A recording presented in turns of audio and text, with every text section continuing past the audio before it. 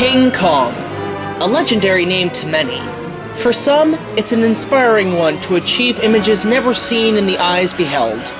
It sparks fantasy and imagination, each showing crowning achievements in the world of visual effects, as well as tell the timeless story of Beauty and the Beast in a heartwarming, fearful, and tragic manner. The three main films spark many minds in the world of filmmaking, as well as creating a franchise, from sequels, spin-offs, to the many rip-offs and parodies. It is possible that without this giant creature, we would never have the amazing special effects blockbusters that are around today. It's a genre of its own, and is now considered the most inspirational franchise in film history. Hey guys, it's BigJackFilms here. As you may recall, I hosted the last season of King Kong review series on the Great Wall of my upcoming remake. Now, I'm here at Universal Studios Florida, another achievement in entertainment and filmmaking, where a giant ape once roamed and terrified millions around the world.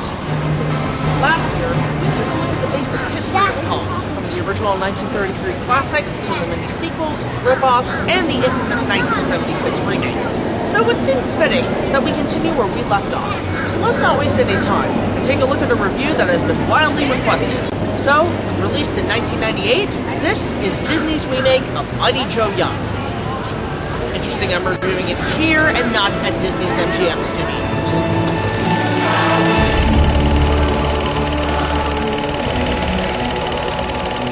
When poachers attack a group of gorillas, a few animal rights activists fight the poachers, which ends with one gorilla and a young girl's mother dead. In the melee, the baby gorilla, named Joe, attacks the head hunter, played by the guy from this movie, and bites his thumb and forefinger off. Years later, the young girl, named Jill, played by Charlize Theron, has kept Joe safe from poachers. Plus, Joe has grown to be a giant at 15 feet tall. The two are best friends who play together in the depths of the jungle. But when the poachers again appear, a representative, played by Bill Paxton, of a California wildlife preserve, convinces Jill to transfer Joe to his refuge. Of course, once there, the former bitten hunter shows up seeking revenge. Terrorizing Joe without letting the human handlers know, Joe goes on a rampage across Los Angeles. Okay, so I'm probably a minority on this, and although I like the original, I find the remake a lot better. But it could be because I saw it first. Though very cliché at times, it's not that bad. The story is stronger, the characters are more dynamic, and although I love Ray Harryhausen's stop-motion animation, the use of CGI from Industrial Light and Magic, practical effects both from full-size animatronics and a man in a gorilla suit by Rick Baker is superb. Unlike most movies nowadays where CG is used for everything, this movie only uses it sparingly for difficult shots. About 95% of the film's effects are Baker's practical, which I prefer much better than CG. In the words of James Rolfe, sometimes it's just better when there's something right in front of the camera. James Horner's music is incredible.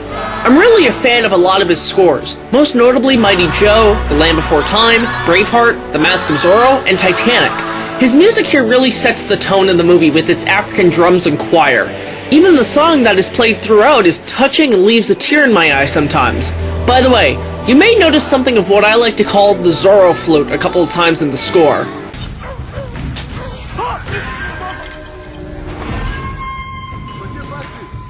The actors do a very fine job. Though not a good actor at times, I like Bill Paxton. He's kind of the same character in every movie he's in, and here he plays the role well, with the adventurous tone like Robert Armstrong in the original, but also showing his kind side like Ben Johnson. Charlize Theron? Amazing. She's great in every movie she does. She plays the role of the beauty that tames the beast amazingly, and I'll admit, was at the peak of her hotness in this role. The villain is fantastic, but again, very cliché. Although I do love when his plans are foiled, they don't do the usual Disney thing where he gets arrested. No, he flats out goes on full revenge mode, grabs his gun, and plans to kill both Joe and Jill in Terminator-style hunting. Oh, and while we're on the subject of the Terminator, I like to do this sometimes whenever I see him walking around.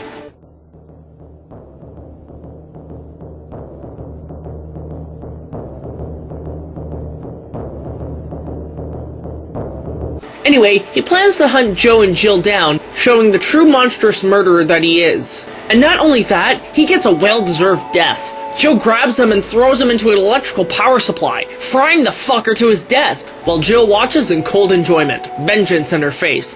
That's pretty damn extreme for Disney standards.